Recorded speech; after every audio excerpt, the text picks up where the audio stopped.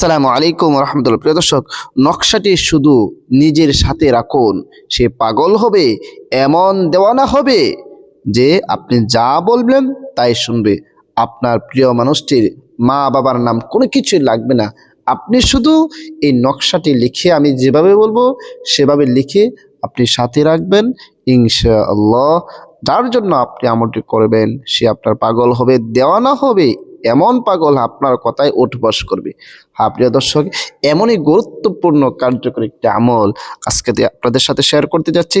ভিডিওটি শেষ পর্যন্ত দেখুন, দেখলেই বুঝতে পারবেন কিভাবে আমলটি করবেন। সবই আমি ভিডিওর মাঝে আলোচনা করব। তবে ভিডিওটি শুরু করার আগে আপনাদের কাছে ছোট্ট একটা রিকোয়েস্ট, যারা আমার চ্যানেলের মধ্যে নতুন আছেন অবশ্যই চ্যানেলটি সাবস্ক্রাইব করে পাশে থেকে বেল আইকনটি বাজিয়ে দিবেন। প্রিয় দর্শক, কি বলেছি? নকশাটি শুধু নিজের সাথে রাখুন, সে পাগল হবে, এমন দেওয়ানা হবে, যা বলবেন তাই শুনবে। শুধু এখন আপনার প্রয়োজন প্রিয় মানুষের নাম, বাবার নাম কোনো কিছু লাগবে না। আপনি মনে মনে তো সেটা জানেনই, শুধু নামটা জানেন বা ব্যক্তির চেহারা, তবে মেয়ের নামটা জানা দরকার। প্রিয় দর্শক, সে আমলটি কীভাবে করবেন? সে আমলটি করার জন্য সর্বপ্রথম আপনাকে একটি সাদা কাগজ দিতে হবে এবং একটি কলম নিতে হবে। তবে কলমের ক্ষেত্রে যদি জাফরান কালি হয় তাহলে ভালো, যদি জাফরান কালি না হয় তাহলে লাল কালি, আর লাল কালি না থাকলে কালো কালি দিয়ে আপনি লিখতে পারবেন।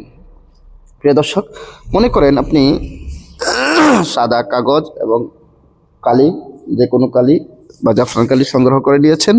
এরপর আপনি আমলটি করবেন। হ্যাঁ প্রিয় দর্শক, আমলটি করার আগে অবশ্যই উযু করে নেবেন, পবিত্র হয়ে নেবেন। উযু করে পবিত্র হয়ে এরপর আপনি আমলটি করবেন, কারণ একটি গুরুত্বপূর্ণ আমল আপনি করতে যাচ্ছেন, পাওয়ারফুল কার্যকরী একটা আমল করতে যাচ্ছেন। এই জন্য উযু করে পবিত্র হয়ে আপনি আমলটি করবেন। উযু করে নিলেন, পবিত্র হয়ে নিলেন, এরপর একটি নিরিবিলি স্থানের মধ্যে বসে যাবেন। বসে গিয়ে আপনি নকশাটা আঁকবেন। নিরিবিলি স্থানের মধ্যে বসে গিয়ে আপনি নকশাটি লিখবেন। হ্যাঁ প্রিয় দর্শক, নকশাটা কীভাবে লিখবো সেটা পরে দেখাচ্ছি, এর আগে আমি নিয়মগুলি বলে দিই।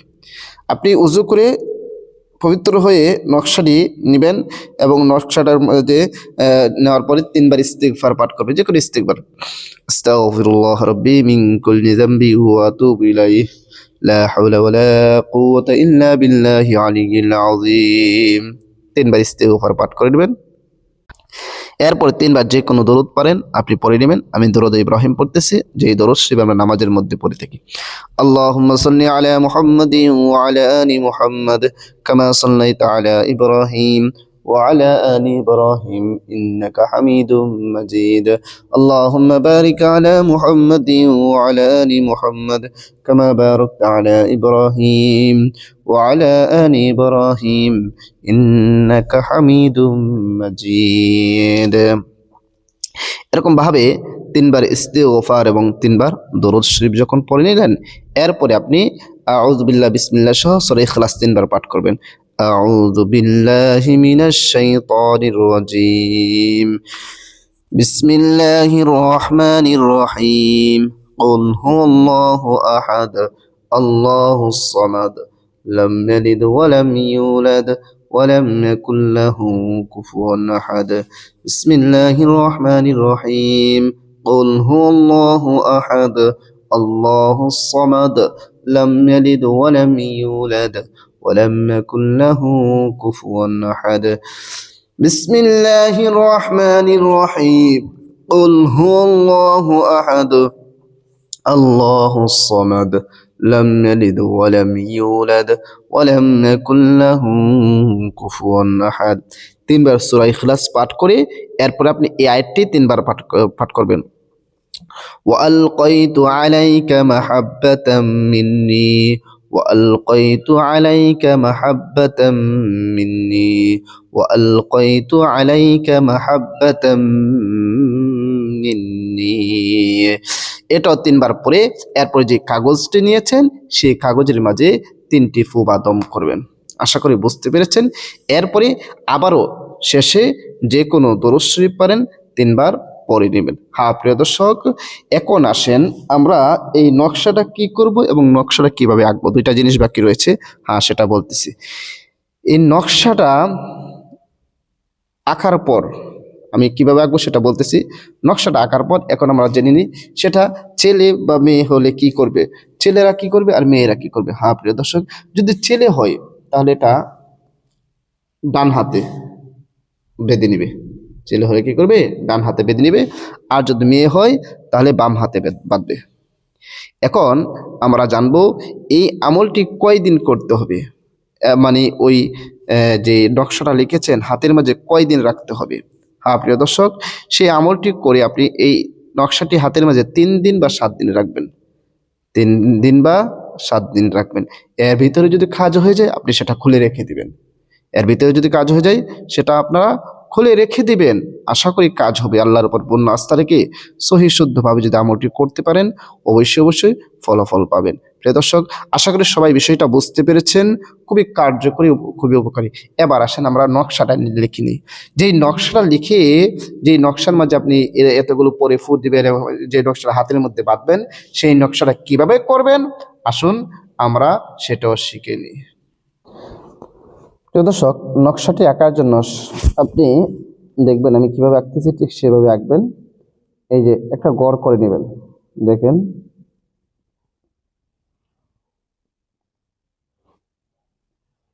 এই যে গড় করে নিয়েছে, ঠিক আছে।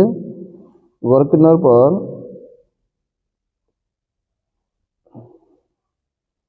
কয়টা ঘর হয়েছে, 1 2 3টি ঘর হয়েছে নি। তারপরে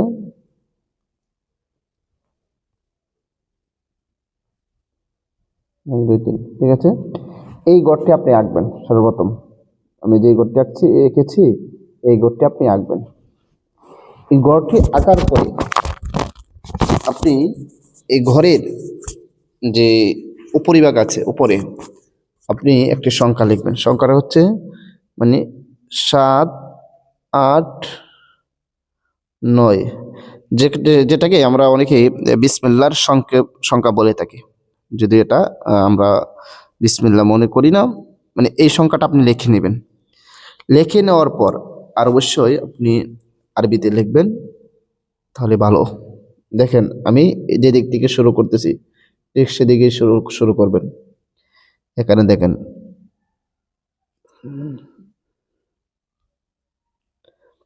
3টা 3, ঠিক আছে। এরপরে এটার মধ্যে 3টা 3, এগুলো 3, ঠিক আছে। আরবি এই প্রথম ঘর শেষ, আমি যেভাবে লিখতেছি যে এখান থেকে শুরু করবেন এখানে যাবেন, প্রথম ঘর। এরপর দ্বিতীয় ঘর দেখেন 3 3 0, এরপরে 3 3 4, এরপরে 3 3 8। দ্বিতীয় ঘরের কাজ শেষ। এবার আসেন তৃতীয় ঘর 3 3, এটা 5, ঠিক আছে। আবার শূন্য মনে করবেন না, এটা হচ্ছে 3 3 6, এরপরে 3 3 1। দেখেন নকশাটা দেখেন আবার আমি কিভাবে লিখেছি। এই যে প্রথম ঘরের মাঝে 3টা 3, এটার মধ্যে 3টা 3, এটার মধ্যে 3টা 3, এরপরে 3 3 0, এরপরে 3 3 4 আরবি সংখ্যা, 3 3 8, এরপরে 3 3 5, এরপরে 3 3 6, 3 3 1, ঠিক আছে।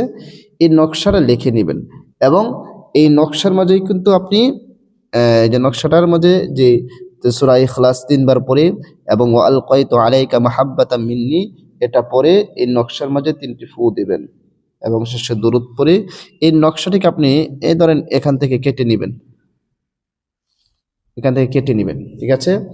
কোনো কিছু লিখতে হবে না, শুধু মনে মনে আপনি যার জন্য আপনি আমলটি করতেছেন তার নামটা শুধু নেবেন, কোনো কিছু লিখতে হবে না এখানে, আর কোনো কিছু না।